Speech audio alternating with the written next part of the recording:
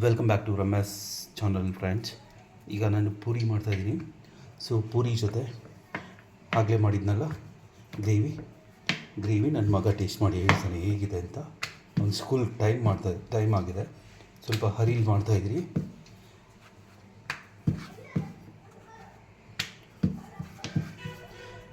Video ಇಷ್ಟ ಆದರೆ, recipe ಇಷ್ಟ ಆದರೆ ಲೈಕ್ ಮಾಡಿ, ಶೇರ್ ಮಾಡಿ, ಸಬ್ಸ್ಕ್ರೈಬ್ ಮಾಡಿ. ಬೆಲ್ ಐಕನ್ನ ಪ್ರೆಸ್ ಮಾಡೋದಂತೂ ಮರಿಬೇಡಿ. ಸಪೋರ್ಟ್ ಮಾಡಿ ಆದಷ್ಟು.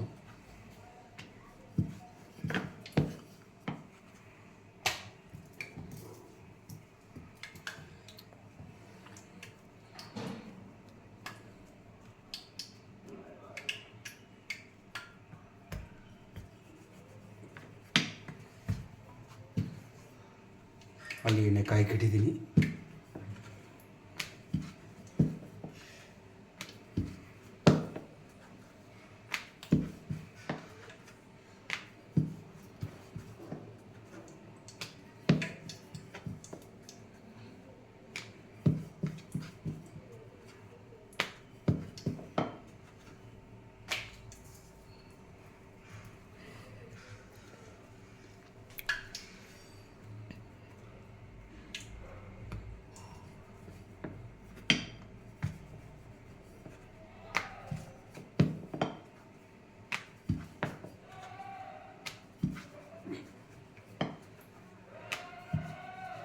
ಮತ್ತು ಫ್ಲೇಮ್ ಸ್ವಲ್ಪ ಜಾಸ್ತಿ ಮಾಡಿ.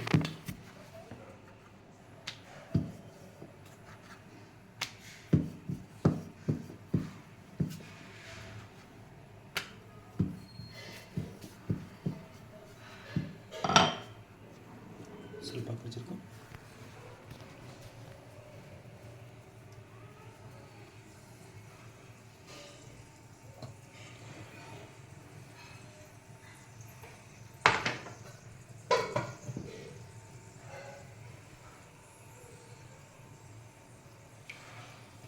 ಎಣ್ಣೆ ಕಾದಿದೆ. ನಮ್ಮ ಪೂರಿನ ಹಾಕೋಣ ಇದರಲ್ಲಿ.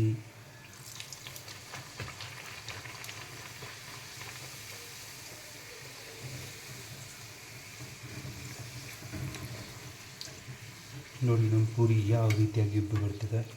ಕ್ರಿಸ್ಪಿಯಾಗೂ ಇರುತ್ತೆ, ಟೇಸ್ಟಿಯಾಗೂ ಇರುತ್ತೆ. ಇನ್ನೊಂದ್ಸಲಿ ನಾನು ಇದಕ್ಕೆ ಏನೇನು ಹಾಕಿದ್ದೀನಿ ಅಂತ ಹೇಳ್ತೀನಿ.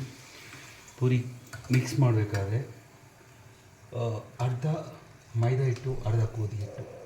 ಚಪಾತಿಗೆ ಈ ಥರ ಮಾಡಲ್ಲ, ಬರೀ ಪೂರಿಗೆ ಮಾತ್ರ ಈ ಥರ ಮಾಡ್ಕೊತೀರಿ. ಸೊ ಆ್ಯಕ್ಚುಲಿ ಮೈದಾ ಜಾಸ್ತಿ ತಿನ್ನಬಾರ್ದು, ಬಟ್ ಇದು ಚೆನ್ನಾಗಿರುತ್ತೆ ಅಂತ ಈ ರೀತಿ ಮಾಡ್ತೀರಿ. ಸೊ ಅರ್ಧ ಮೈದಾ ಹಿಟ್ಟು, ಅರ್ಧ ಗೋಧಿ ಹಿಟ್ಟು, ಪ್ಲಸ್ ಅದ್ರ ಜೊತೆಗೆ 2-3 ಸ್ಪೂನಷ್ಟು ಎಣ್ಣೆ, ಕಾಯಿಸಿರೋ ಎಣ್ಣೆ ಹಾಕ್ತೀರಿ. ಸಾಲ್ಟ್ ಎಷ್ಟು ಬೇಕೋ ಅಷ್ಟು ಹಾಕ್ಬಿಟ್ಟು, ಬಿಸಿನೀರು ಹಾಕಲ್ಲ, ನಾರ್ಮಲ್ ತಣ್ಣೀರಲ್ಲೇ ಮಿಕ್ಸ್ ಮಾಡ್ತೀವಿ.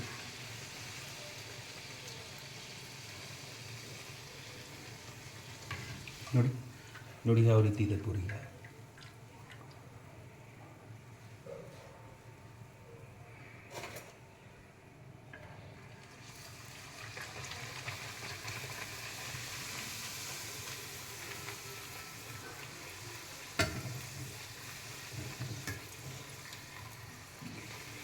ಎಣ್ಣೆ ತುಂಬ ಬಿಸಿ ಆಯಿತು ಅನಿಸುತ್ತೆ. ಸ್ವಲ್ಪ ಇದು ಉಬ್ಬಲಿಲ್ಲ. ಎಣ್ಣೆ ತುಂಬ ಬಿಸಿ ಆಗಿಬಿಟ್ರೆ ಪೂರಿ ಉಬ್ಬಲ್ಲ.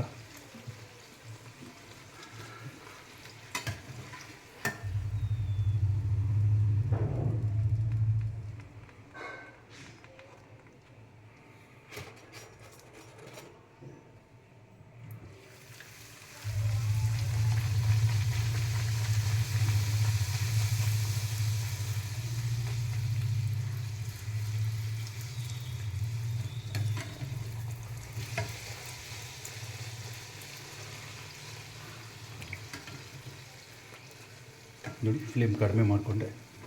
ಸೊ ನಮ್ಮ ಪೂರಿ ಥರನೇ ಬಂದಿದೆ. ಅದು ಸಾಕು. ಈಗ ಮಗ್ಗಿನ ಬಾಕ್ಸ್ಗೆ ಪ್ಲಸ್ ಒಂದು ತಿನ್ನೋಕ್ಕೆ ಆಯಿತು.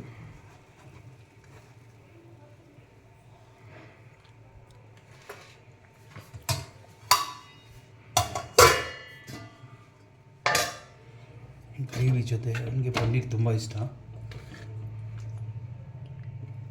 ನೋಡಿ ಕನ್ಸಿಸ್ಟೆನ್ಸಿ ನೋಡಿ ಯಾವ ರೀತಿ ಬಂದಿದೆ. ಸೊ ಈ ಕನ್ಸಿಸ್ಟೆನ್ಸಿ ಬಂದ್ಬಿಡುತ್ತೆ.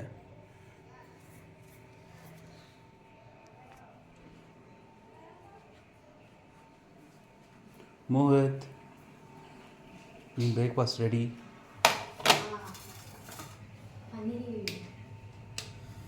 ಸೂಪರ್. ತಿನ್ಬಿಟ್ಟು ಬೇಗ ಹೇಗಿದೆ ಹೇಳು, ಸ್ಕೂಲಿಗೆ ಟೈಮ್ ಆಗ್ತದೆ.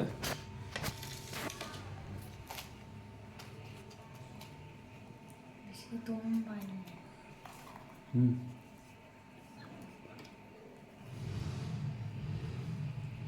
ನೋಡಿ ಸ್ಕೂಲಿಗೆ ರೆಡಿಯಾಗಿ ಕೂತಿದ್ದಾನೆ.